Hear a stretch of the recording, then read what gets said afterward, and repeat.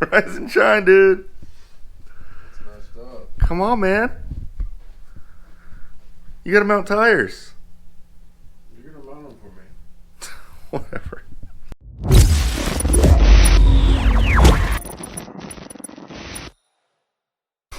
In case you're wondering how the breakfast at a hotel is during the pandemic, they give you a brown bag. What's in the brown bag?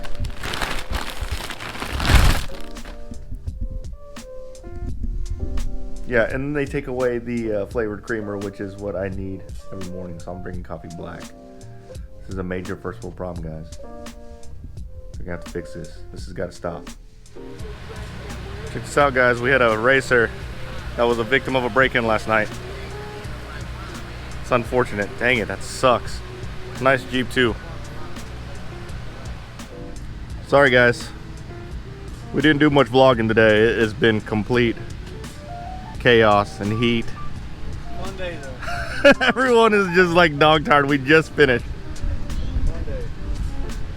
Oh, it's 6:30. Got to get a steak.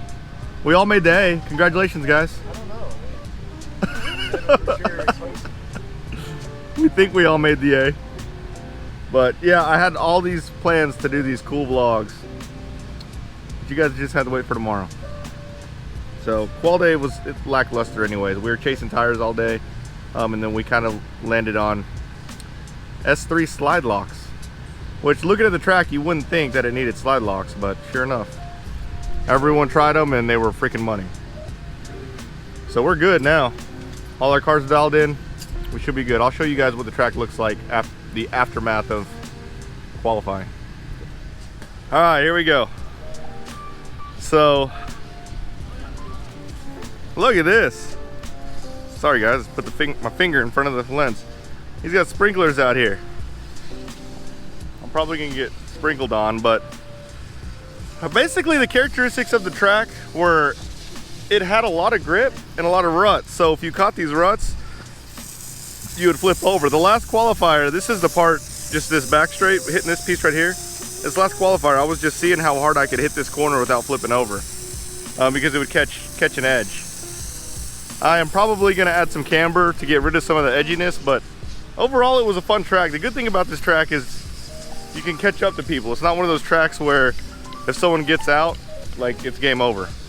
Not the case. You can actually catch people because there's plenty of places to make mistakes. Let me see if I can get an idea of what the track looks like. Let's see all these little ruts here. You can see them over here too. See, they kind of pop up everywhere. If I get down low, you can see it. It's cool.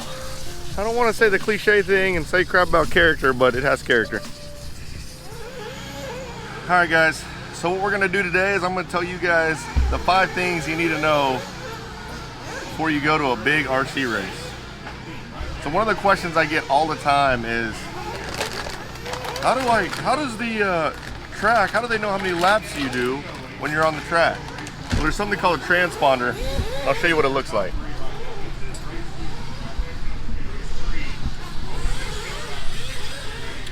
See this thing right here? That is a transponder, guys. You need those. That is what actually counts your laps whenever you're on the track. So before you go to a big race, you need to make sure you have a transponder, because at club races, sometimes they'll have house transponders that you can use, but I've never been to a big race where they have ones you can borrow. They're about $100 each, and you just have to get one. Put one in every one of your cars. It's just one of the expenses that you have whenever you race RC, but that will enable them to be able to count your laps whenever you're at a race. Sorry for all the red in the shot, guys. My canopy is red, and I've got the sidewalls up. All right, so another thing you need to know is race classes. So whenever you go to big races, you're gonna have to sign up for a class. In this case, today I'm running E-Buggy and E-Truggy, but they'll have Nitro Buggy, Nitro Truggy. And also, you'll have to know what skill level you are. So typically they'll have a sportsman, which are like your beginner guys. I'm not a sportsman. And then they'll have your open guys, which are guys like me who are can be fast, might have a deal, but they don't run all the time. And then you'll have the pro guys. Those are the guys that actually race, like try to do it. Some do it for a living, and they just have the skill. They can hang at that level. That's like the pinnacle of driver skill. So you'll need to know what class you want to sign up for and what skill level you are. So in this case, I run open e-buggy and open e-er. They only have one open and pro e-truggy, and that's what I run in that. So make sure you get a class or get a car that people actually race in your area. You don't want to go get a 4-wheel drive 10 scale buggy, go to a big race and they don't have that class. Check the race before you go to it and see how big the class is. In most cases, and we actually were talking about this last night, you're gonna have the most dependable class that you know will be at almost every race is gonna be e-buggy. And they typically have all 3 skill levels in e-buggy. So the third thing is understanding the race format. So most of the time at big races, the format is pretty standard. They'll have a practice day on Friday, and then you'll have qualifying on Saturday, and then you'll have mains on Sunday. Really the only day that matters is mains day. So even if you do bad on qualifying day, they'll have bumps, and what bumps are is they'll separate everybody out based on the fastest 10, the second fastest 10, and third fastest 10. Let's say you're in that third fastest 10 and you get first and second, they'll bump you up to race in that second fastest 10 group.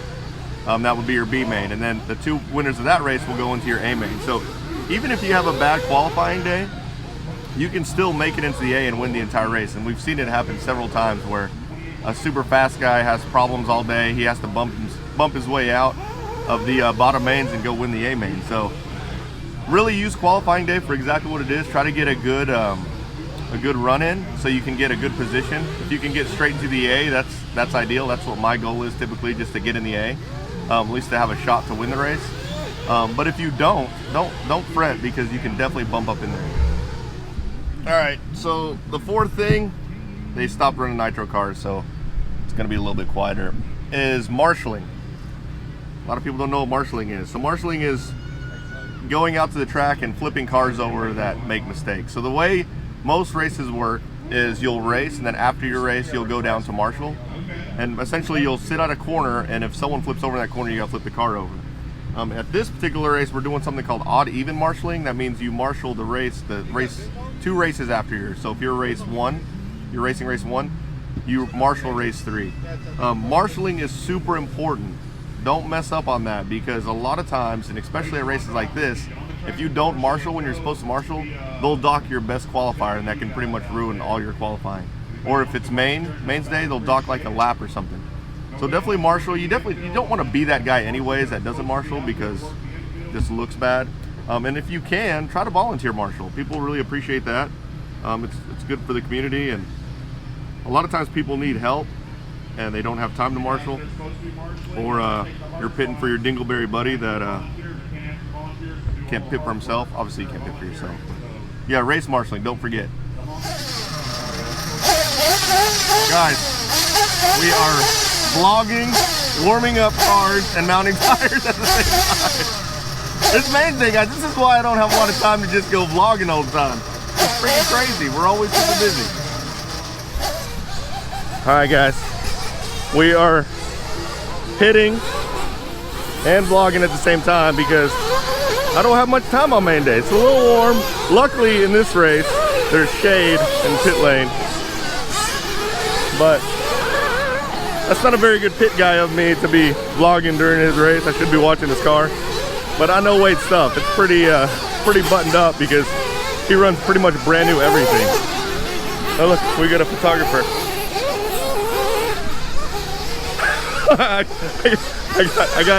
trying to get shots of him getting me vlogging.